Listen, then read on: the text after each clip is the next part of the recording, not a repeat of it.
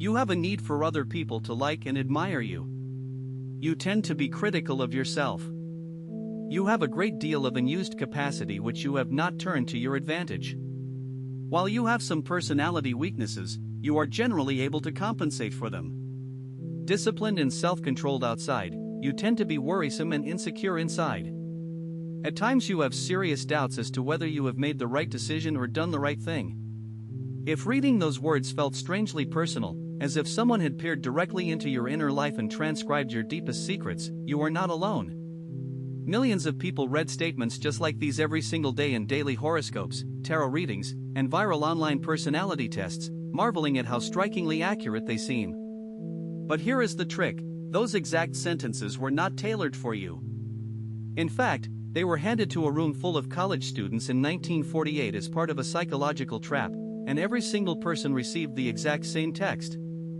Welcome to the world of the Barnum Effect, the powerful mental illusion that convinces us that generic statements are custom-made for our unique souls. How does our brain fall for this illusion so effortlessly, and why is an 80-year-old experiment still pulling the strings of a multi-billion-dollar personality industry today? To understand how this mental trap works, we have to look back at the long history of human beings trying to decode their own destinies. For thousands of years, humanity has sought comfort in systems that promise to reveal who we truly are. From ancient Babylonian astrologers mapping the movements of planets across the night sky to Victorian spiritualists reading tea leaves in dimly lit parlors, the urge to look into a mirror and see our hidden nature exposed is universal. In August 1930, the modern horoscope industry was officially born when the London Sunday Express published a birth forecast for the newborn Princess Margaret created by astrologer R.H. Naylor. The column was such a massive commercial success that newspapers worldwide rushed to launch their own regular fortune-telling features, relying on increasingly broad generalizations to appeal to millions of readers simultaneously. The effect gets its modern name from Phineas Taylor Barnum, the famous 19th-century American showman and founder of the Barnum and Bailey Circus. P.T. Barnum was legendary for his shrewd understanding of public perception and human gullibility. He famously declared that his circus succeeded because it offered a little something for everybody. Barnum understood that if a show contained enough broad variety, every single spectator would walk away believing the performance was designed specifically for their personal entertainment. In the early 20th century, as the formal field of psychology began to rapidly expand, scientists wanted to standardize personality assessment using real quantitative metrics. Instruments like the Rorschach inkblot test and early diagnostic surveys promised to reveal latent psychological traits. But researchers soon noticed a troubling pattern: individuals seemed ready to accept almost any psychological evaluation as profoundly accurate, regardless of whether it actually reflected reality. This raised an urgent question for clinical science.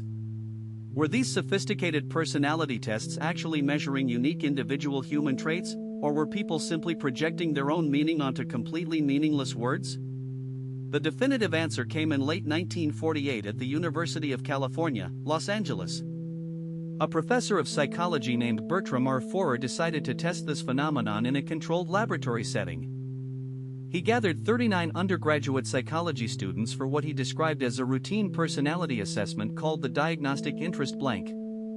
The students sat down, answered a detailed series of personal questions about their interests and anxieties, and handed in their papers, fully believing that their unique psychological profiles were being rigorously analyzed by an expert. A few days later, Professor Forer returned to the classroom and handed each student a sheet of paper containing a written personalized analysis based on their test results.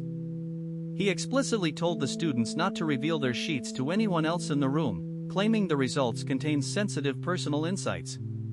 He instructed each student to read their profile carefully and rate its accuracy on a scale from 0 to 5, with 0 meaning completely inaccurate and 5 meaning perfectly accurate. When the results were calculated, the average accuracy rating given by the students was an astonishing 4.26 out of 5. Over 85% of the students evaluated the sheet as an exceptionally accurate depiction of their unique inner personality. Then, Professor Forer revealed the truth. He had not graded a single one of their test papers. He had not analyzed a single student's answers. Instead, Forer had walked down to a local newsstand, purchased a popular astrology booklet, clipped out various generic sentences, and combined them into a single master paragraph. Every single student in that classroom had received the exact same sheet of paper, word for word. The profile contained 13 specific statements, including lines like, "Security is one of your major goals in life, you pride yourself as an independent thinker, and at times you are extroverted, affable, and sociable, while at other times you are introverted, wary, and reserved." By combining high-prestige academic authority with vague, universally applicable language, Forer proved that people will effortlessly accept generic statements as deeply personal truths. His study, published in 1949 under the title The Fallacy of Personal Validation, became one of the most famous experiments in psychological history.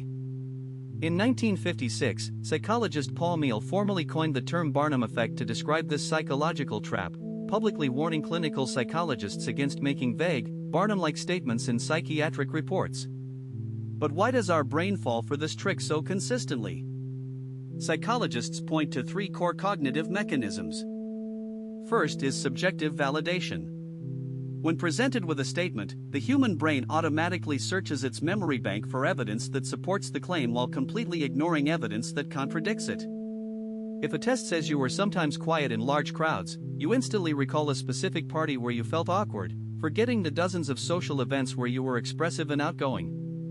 Second is optimism bias, or the Pollyanna principle. Research demonstrates that the Barnum effect is significantly stronger when statements are positive, flattering, or reassuring. People are eager to accept descriptions that portray them as wise, independent, sympathetic, or secretly talented, while they tend to reject negative or critical descriptors. Forer intentionally balanced slight vulnerabilities with deeply comforting praise. Third is authority bias and social context.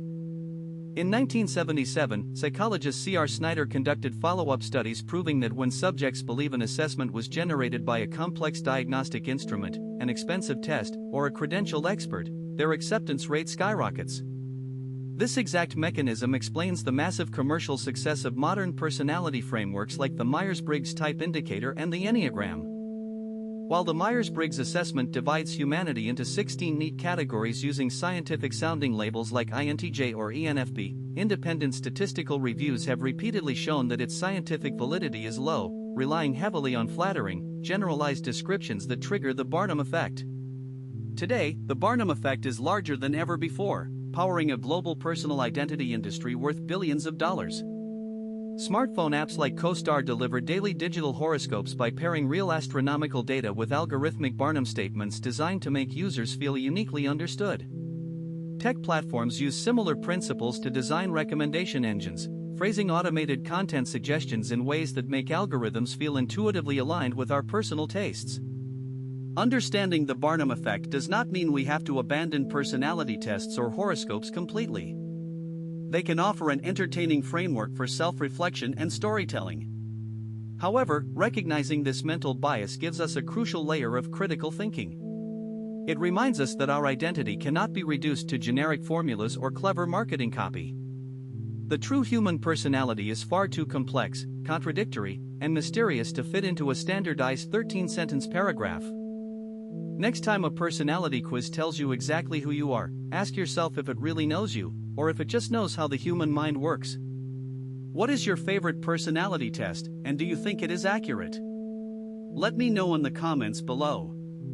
Please like, subscribe, and hit the notification bell for more deep dives into the weird world of human psychology.